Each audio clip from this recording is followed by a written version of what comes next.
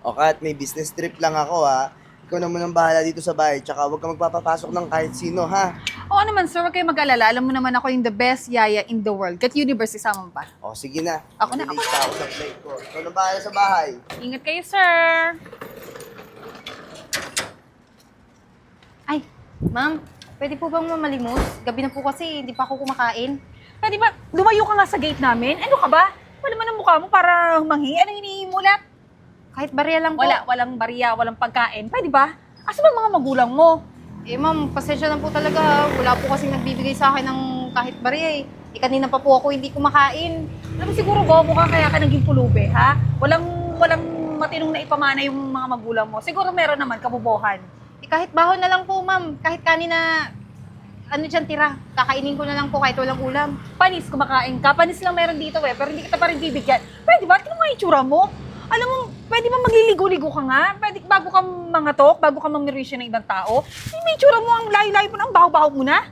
Eh ma'am, yun lang naman yung pakiusap ko sa'yo eh. Hindi ka ba naaawa sa akin ma'am? Tao din po ako ma'am. Sige na po. Ay, tao ka pala. Hindi ka mukhang tao eh. Tsaka alam mo, wala akong ibibigay sa'yo. Pero ikaw alam mo ano ibibigay mo sa akin? Atake. High bloodin ako sa pagmumukha mo tsaka sa itsura mo. Pwede ba? Grabe naman kayo makapagsalita ma'am. Alam mo naman kung sino ka eh. Parang katulong ka lang din naman dyan eh. Oh, yun na nga eh. Katulong ako dito. Kaya mas mataas ako sa'yo. Tsaka alam mo, ikaw, doon ka lang sa kukuhan ko. Pero ikaw, wala. Pwede ba? Naiinis ako sa pagmumukha mo. Pangit-pangit mo.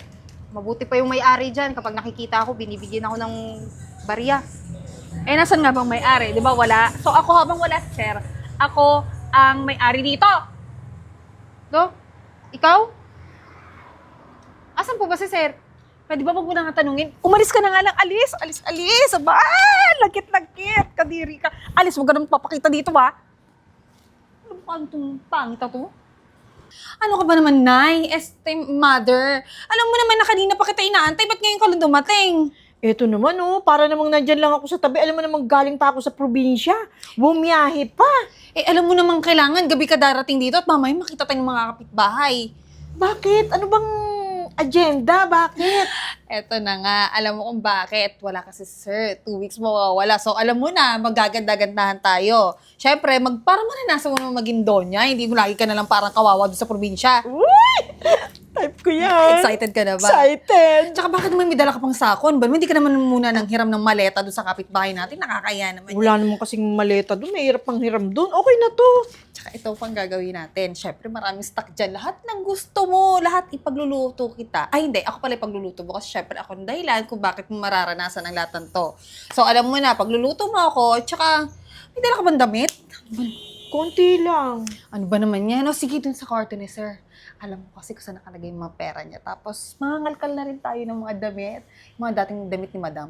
Feeling ko may kasya sa'yo doon. Tsaka, ito talagang best part. Hulaan mo. Ano na naman? Manlalalaki tayo. Tsaka, may kachat kasi ako eh. Papupuntahin natin sila dito. Kapag wala si sir, syempre magpa-party tayo. Ready ka na ba? Kaloka.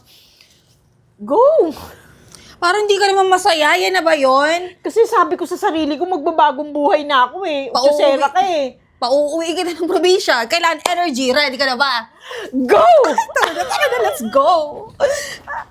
Ang dami natin sinaping. At saka akin naman. Ba, dapat lamang thank you ka sa akin. Thank you. Ano? Ganda nyo ngayon mama. Talaga maganda ako. Bago po niya yung damit mo? Ano pa pakialam mo? Eh, ano ba? Sinusulit ko lang naman ang pagiging donya ng 2 weeks. 2 weeks po? Doon niya? Eh, bakit po ma'am?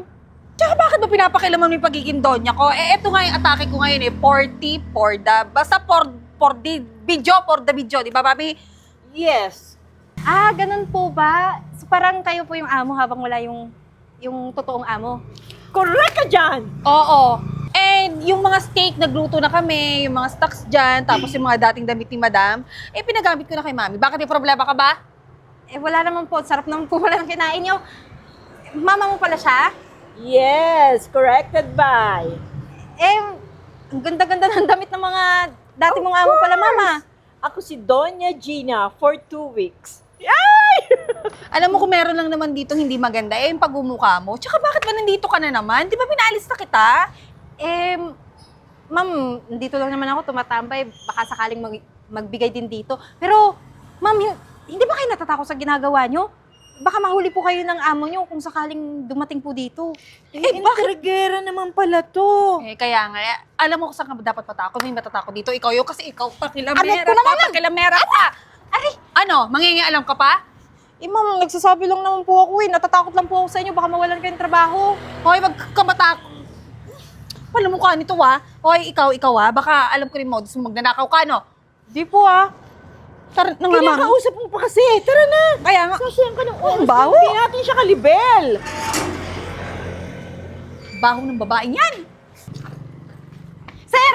Sir, teka lang po. Sir, huwag po muna kayong pumasok. May sasabihin ako sa iyo. Bakit? Sino ka ba? Sir naman, nakakalimot. Dito nga ako lagi nang hihingi sa'yo ng palimos. Di ba may katulong kayo dyan? Sikat. Bakit? Kasi po, sir, hindi naman sana nangingialam. Gusto ko sana sabihin sa inyo na habang wala ka po dito, nag-aasta siyang may-ari dito eh. Tapos, iba-iba po yung pinapapasok niya. Tapos may kasama na siya dyan, nakatira, yung nanay niya daw yun eh. Sinasabi ko na nga, be. Matagal na ako may kutob dyan sa katulong ko na sikat na yan eh. May ginagawang kalokohan yan eh. Sigurado ka ba sa nakita mo, ha? Baka gumagawa ka ng kwento, ha? Sir, pulubi lang ako pero hindi po ako sinungaling.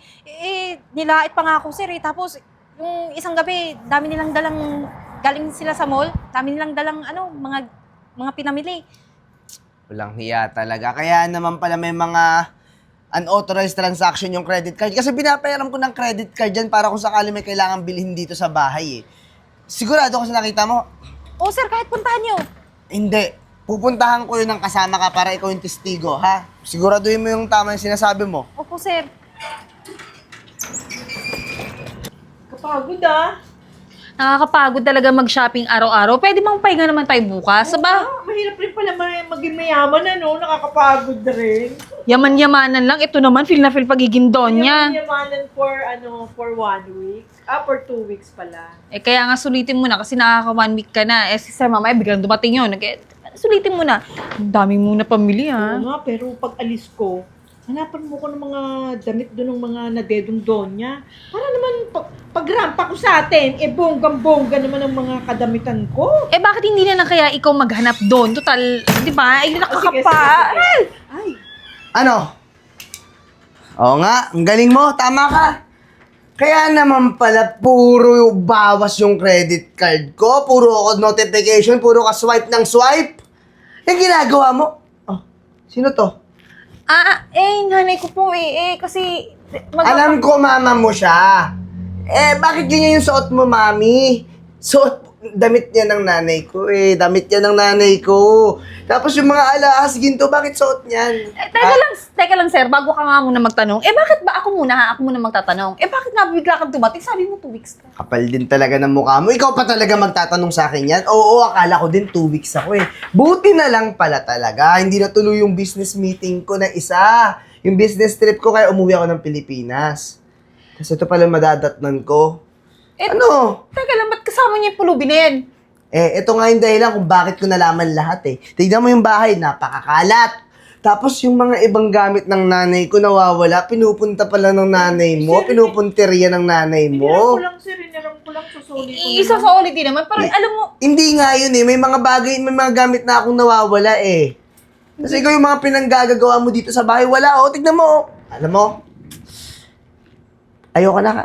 Umalis ka na dito, Kat. teka lang, sir, bakit mo naman ako paalisin? Tsaka ikaw na pulubi ka. Sabi ko na nga ba, may masama kami. Hoy, tumigil ka na ha.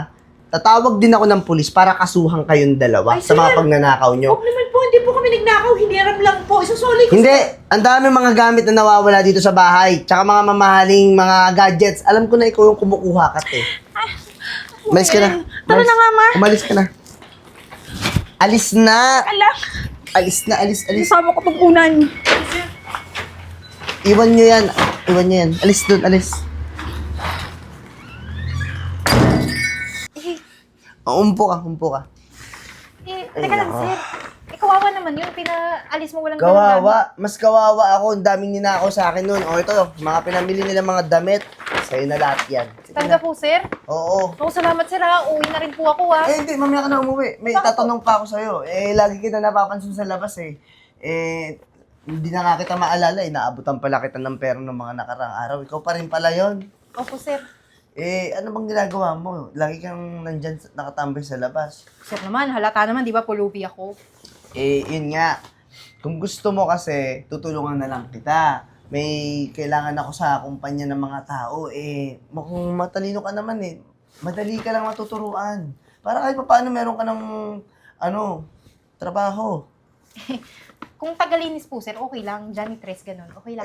Sige, si janitress, pero gagawin din kitang admin. Mas malaki yung kita, tutulungan kita. O sige po, sir. Salamat po, ah. Sige. Kailan po ako magsisimula? Bukas! Ayun na yung mga damit na suotin mo. Ay, salamat po, sir. O sige, mag-iingat ka, ha? Hindi ko alam papunta doon. Sabay na lang ako oo sa'yo. nga pala.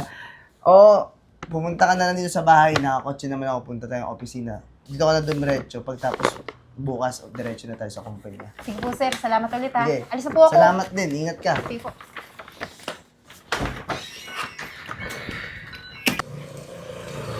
Teka lang, ha. Bibigyan ko lang ng barya. Miss. Oh, sikat pala to eh. Sa Renz, ilang araw na kasi ako pabalik-balik dito Talagang inaantay ko kayo na maabutan. Buti nga nabutan ko kayo Pasensya ka na, ha. Hindi naman namin alam na andito ka pa rin. Nakalaya ka na. Oo nga salamat pala sa 20 pero kaya din ako nagpunta dito. Kasi gusto ko sana humingi ng sorry dun sa lahat ng nagawa ko.